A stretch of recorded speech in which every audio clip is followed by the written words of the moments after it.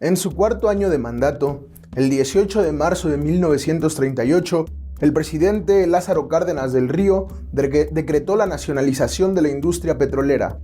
Según los historiadores, esta decisión no fue una improvisación desesperada para sortear dificultades inmediatas, sino que se fraguó lentamente, desde 1925 en la Huasteca veracruzana, cuando como jefe de la zona militar, junto con el revolucionario Francisco Múgica, se convencerían de que las soluciones a los principales problemas del país debían pasar por la recuperación de los recursos de la nación. Estas ideas se consolidaron cuando comenzó su campaña con miras a la presidencia de la República.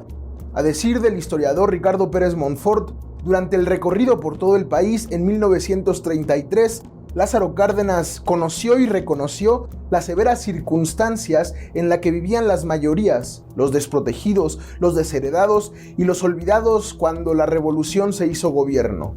Así también tomó conciencia de las grandes dificultades que esta empresa significaba y de que la única forma de sortearlas sería a partir de la acción de los trabajadores y los campesinos.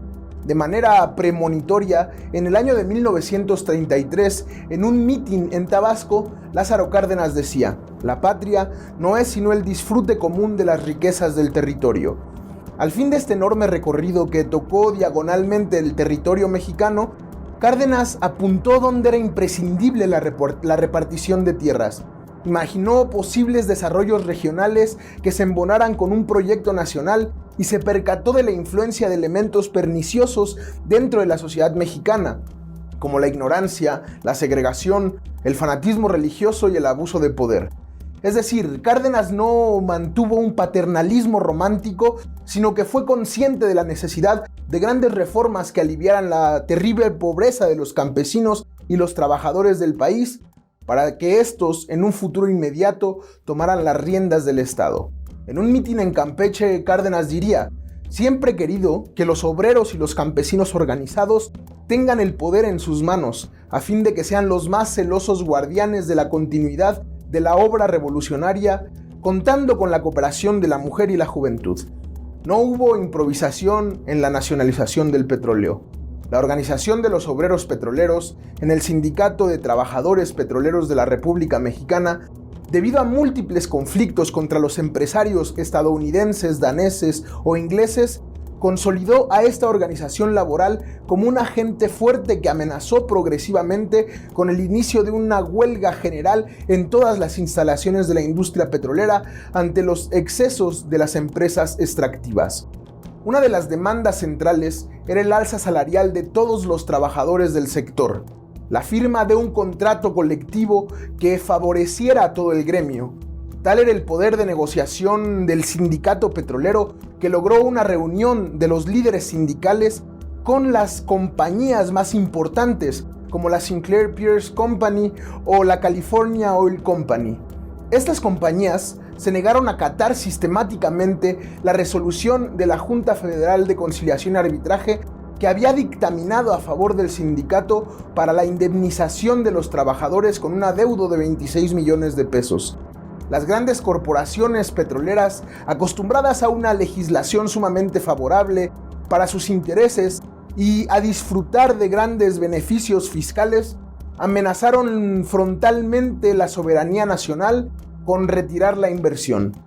Esto devino en la declaratoria de expropiación de los bienes de las 16 empresas extractivas de petróleo. Después de una serie de negociaciones fallidas, a las 10 de la noche del viernes 18 de marzo de 1938, el presidente Lázaro Cárdenas del Río dio un mensaje a los mexicanos mediante la radio de cadena nacional, en donde se ejercía el decreto expropiatorio, haciendo válido el artículo 27 de la Constitución Nacional, redactada en 1917, que establecía que corresponde a la nación el dominio directo de los yacimientos minerales u orgánicos de materiales susceptibles de ser utilizados como fertilizantes, los combustibles de minerales sólidos, el petróleo y todos los carburos de hidrógeno, sólidos, líquidos o gaseosos. En su mensaje a la nación, Cárdenas puntualizó por qué se debía nacionalizar el petróleo. El interés social de la clase laborante en todas las industrias del país el que lo exige.